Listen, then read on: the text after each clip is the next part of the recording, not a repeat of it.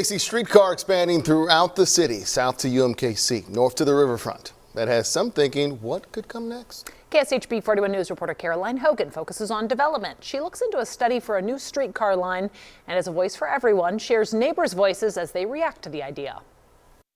I'm Caroline Hogan here on 39th Street, standing on what could possibly be an east-west streetcar line, something RideKC has been looking into for a few years now. They've been doing research, outreach to other neighborhoods, and we talked to a couple who lives in this area about what they think of it.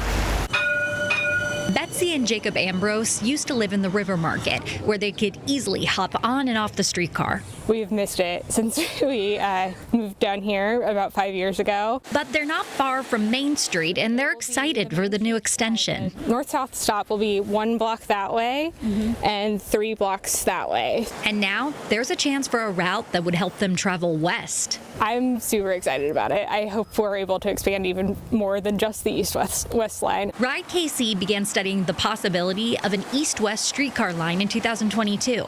Their goal is to fill a transportation gap and connect the University of Kansas health system to the area near the Truman Sports Complex. They just finished phase 1.5 and came up with this route that runs along 39th to Main Street and from Main Street down Linwood Boulevard. There's a lot of businesses on 39th that I'd love to be able to take a streetcar to go over there and actually be able to frequent them that way. Betsy's husband, Jacob, is just as on board with it as his wife, though he recognizes there are challenges that need to be addressed. 39th is so narrow to begin with.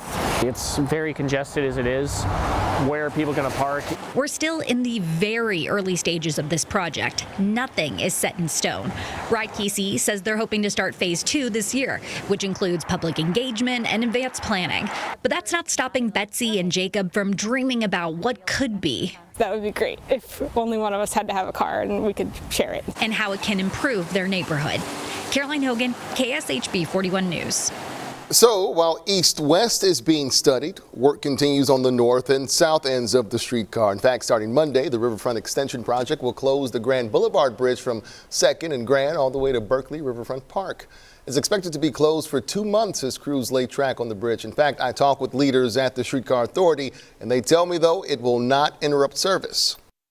However, if you are trying to access Berkeley Riverfront, if you're going to a KC Current game, if you're going down to Barquet, if you live down there, you will be affected because you will not be able to use the Grand Boulevard Bridge to get there. So you're going to have a detour to get down there. And if you are a pedestrian, a bicyclist, we are encouraging you to use the Town of Kansas Bridge in order to safely get down there. So to the south, the streetcar extension of UMKC about 96% complete. Soon Main Street will be overlaid and the new striping for a smoother ride will accompany that. And next week you'll notice more streetcars doing test runs.